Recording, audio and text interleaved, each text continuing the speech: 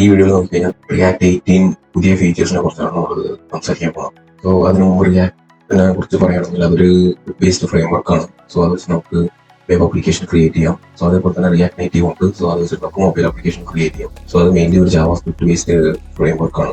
React 18 actually കുറെ പുതിയ features അവർ കൊണ്ടുവന്നിട്ടുണ്ട്. ആൻഡ് ഇത് വന്നിട്ട് മെയിൻലി ഡിസൈൻ ഫോക്കസ്ഡ് ആണ്. എന്തെങ്കിലും ഒരു ഡേറ്റ റിട്രീവ് ചെയ്യുമ്പോൾ ആസ് എ യൂസർ നമുക്ക് കുറച്ചധികം നേരം വെയിറ്റ് ചെയ്യേണ്ടി വരും. സോ ആ സമയം നമുക്ക് റെഡ്യൂസ് ചെയ്തിട്ടും പ്രൈമറിലി ലേറ്റൻസി ആണ് ഫോക്കസ് ചെയ്തത് ഈ ഓപ്ഷൻ. സോ ഇതിന്റെ മുമ്പത്തെ ഫീച്ചേഴ്സ് ഒക്കെ നോക്കി കഴിഞ്ഞാൽ ഒരു പ്രോസസ്സ് അല്ലെങ്കിൽ ഒരു ടാസ്ക് കഴിഞ്ഞിട്ടാണ് അടുത്ത ടാസ്ക് റൺ ആവും.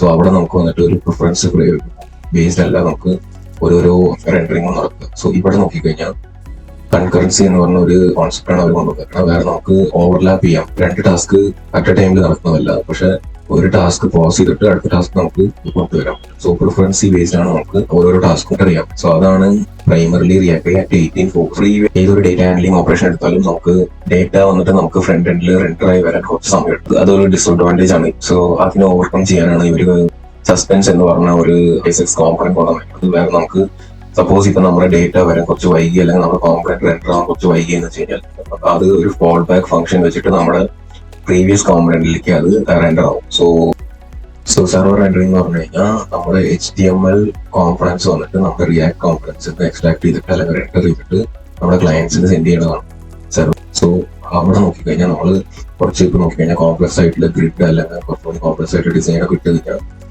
യൂസർ വന്നിട്ട് നമ്മുടെ വെബ്സൈറ്റ് കോൾ ചെയ്യുമ്പോൾ ആ സമയത്ത് ലോഡിംഗ് ടൈം കുറച്ച് അധികമായിട്ട് എടുക്കും. സോ ബ്ലാങ്ക് പേജ് ആയിരിക്കും മോസ്റ്റ് ഓഫ് ദ ടൈം വരിക. പിന്നെയാണ് നമുക്ക് റെൻഡർ ആയിട്ട് എല്ലാ HTML കോമ്പണൻസും റെപ്രസെന്റ് ആവുക. സെർവർ റെൻഡറിംഗ് എന്ന് പറഞ്ഞ കോൺസെപ്റ്റ് കൊണ്ടുവരും. സോ നമ്മൾ നേരത്തെ ഡിസ്കസ് ചെയ്ത് പറഞ്ഞ ഹസ്ബൻഡിന്റെ ഉള്ളിൽ ഇട്ടിട്ട് നമുക്ക് അത് മാത്രം റെൻഡർ ചെയ്യാൻ ഒരു ലോഡിംഗ് അല്ലെങ്കിൽ സ്കെലിറ്റൻ പോലത്തെ സ്മോളർ ഫംഗ്ഷൻസ് നമുക്ക് യൂസ് ചെയ്യാം. സോ വൺസ് അത് ലോഡ് ആയി കഴിഞ്ഞാൽ അല്ലെങ്കിൽ റെൻഡർ ആയി കഴിഞ്ഞാൽ അത് മാത്രം അവിടെ ഷോ ആവണം.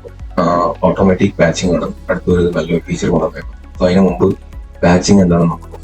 സോ സപ്പോസ് ഇപ്പൊ നമ്മൾ ഒരു ഫെച്ച് കോൾ ചെയ്യാൻ നോക്കുക. സോ അതിൽ തന്നെ നമുക്ക് നോക്കി കഴിഞ്ഞാൽ നമുക്കൊരു റിട്ടേൺ ഫംഗ്ഷൻ ഇതിന്നിട്ട് കോൾ ചെയ്യുമ്പോൾ സോ സപ്പോസ് നമുക്കിപ്പോൾ ഇവിടെ ഉള്ളത് 3 സ്റ്റേറ്റ്സ് ആണ്. സോ ആ 3 സ്റ്റേറ്റ്സിന് വന്നിട്ട് നമ്മുടെ പേജ് ക്ലിയർ ആയിട്ടുണ്ടാവും. സോ അതാണ് നമ്മുടെ മേജർ ഡ്രോബാക്സ് നോക്കി കഴിഞ്ഞാൽ റിയാക്ട്സ് ആഡ് ആയിട്ടുള്ളത്.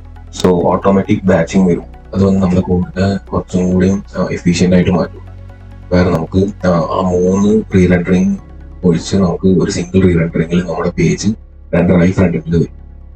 സോ അടുത്ത വീഡിയോ ആയിട്ട് കാണാൻ പറ്റി.